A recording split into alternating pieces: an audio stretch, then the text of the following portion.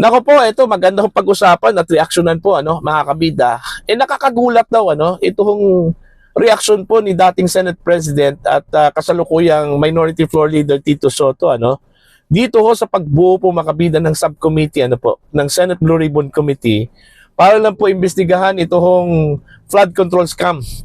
Okay? Ito po yung naging reaksyon po ni Senate President Alan Peter Cayetano mga kabida.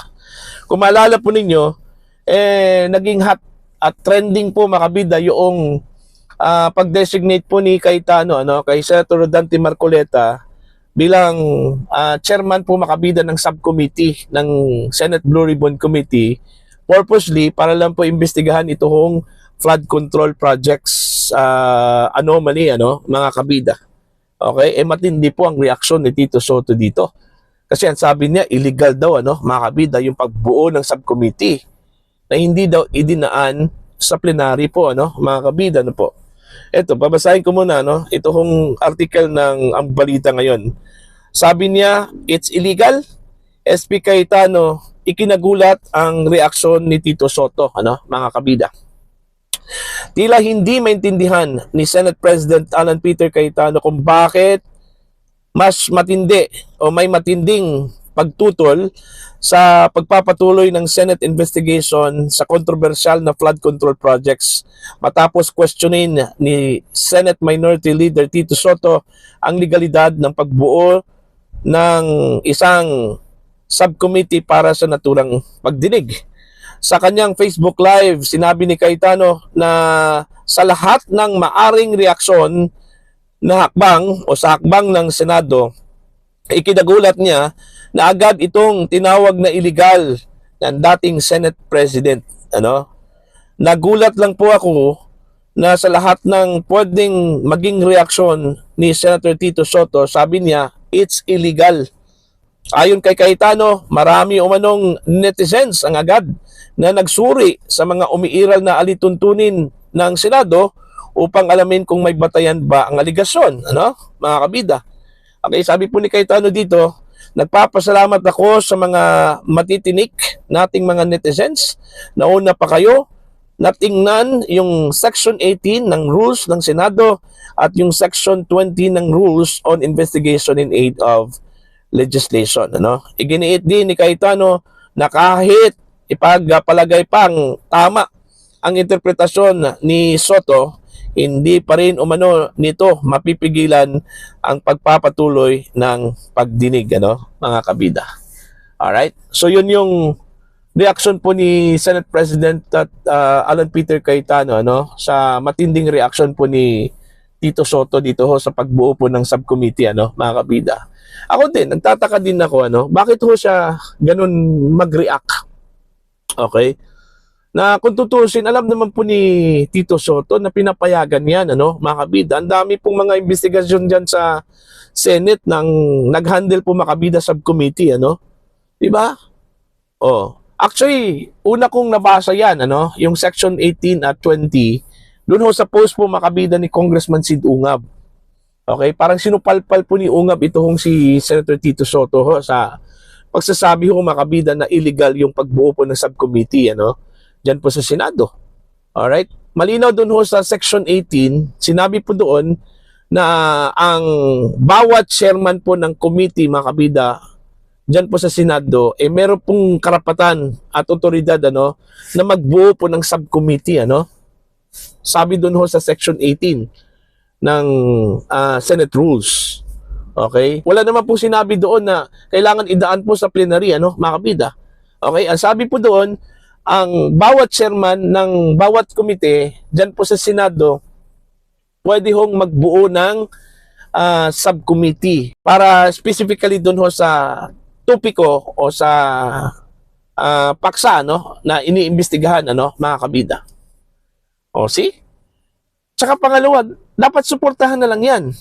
Kasi yung investigasyon ng Blue Ribbon mga kabida sa flood control nung panahon po ni Lacson, bitin na bitin diba?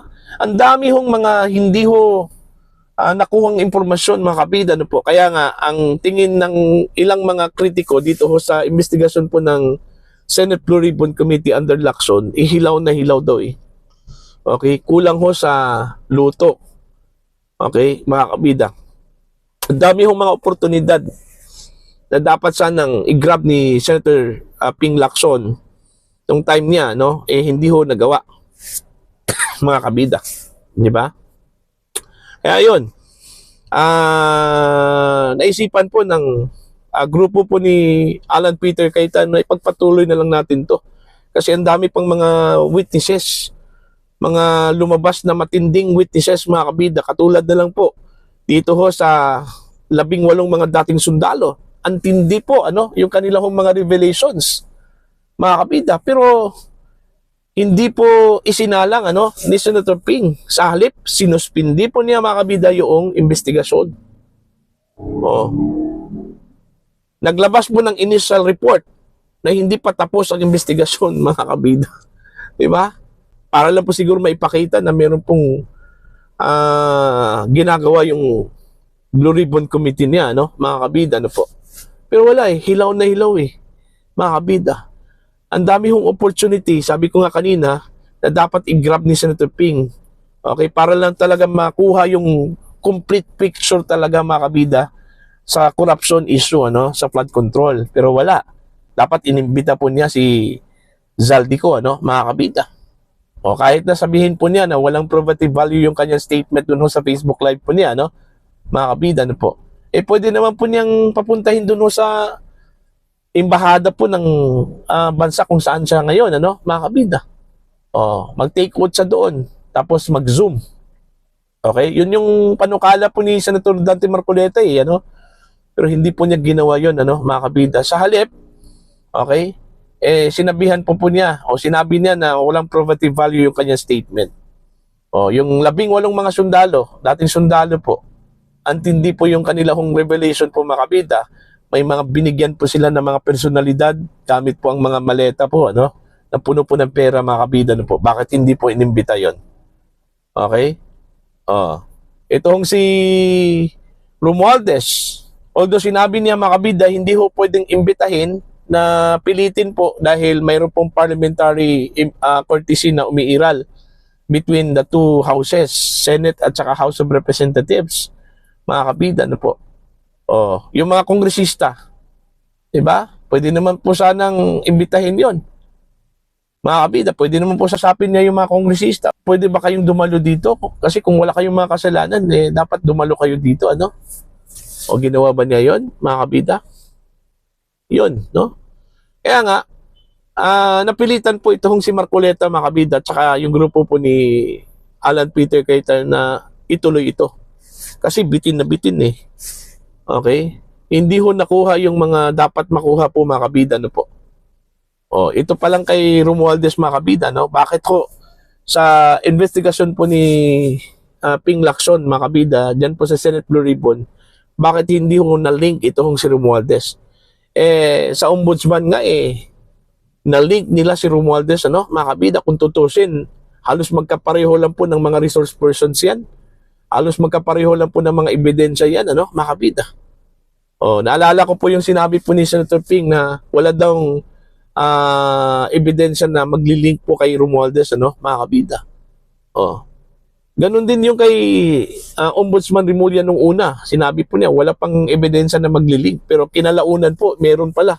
Kaya ngayon, isinalalim po sa investigasyon, ano, ng Ombudsman. At in fact, sinabi po ni Ombudsman Remulla na nakatakda daw nilang sampahan ng kaso, ano, itong si Romualdez po, ano, mga kabida. O bakit nagawa po ng Ombudsman yon tapos kay Ping hindi? 'Di ba? Pero talagang pagkakaiba, 'di ba, mga kabida? Kasi bitin na bitin po. May mga personalidad na pwede hong i-link itong si Romualdez pero hindi po inimbita, mga kabida, ni Senator Ping Lacson. Okay? So, yun po, no? Yun lang po. Nagtataka lang po talaga itong si Senator Alan Peter Cayetano, mga kabida, kay Senator Tito Soto, bakit ganun po katindi yung kanyang reaction. Parang ayaw ho ata matuloy, ano? Itong investigasyon po ng Senate Blue Ribbon Committee sa flood control projects kasi posibleng ang dami hong madadamay po ano mga kabida. Kasi may impression kasi nung time ni Lacson may pinoprotektahan daw ano mga kabida. Okay? Pero ngayon, titingnan natin kasi pag matutuloy ito mga kabida, kung wala lang talaga mangyari ngayong Lunes na kudita, tuloy na tuloy talaga ito ano mga kabida. At malalaman po natin kung sino-sino at gaano po kalawak yung corruption sa flood control projects, mga kabida, ano po. Okay, kung accountability yung hinahanap po natin dito, bakit hindi na lang po natin sagarin, mga kabida, no? Yung investigasyon. Alright, para po sa inyo, ano po inyong opinion, pananaw po dito, no? Please comment down. Sa mga hindi pa po subscribe po sa akin channel, please subscribe. Just click the subscribe button, click the notification bell, click all para updated po kayo, mga kabida, sa aking mga uploads. Maraming salamat po sa inyo lahat.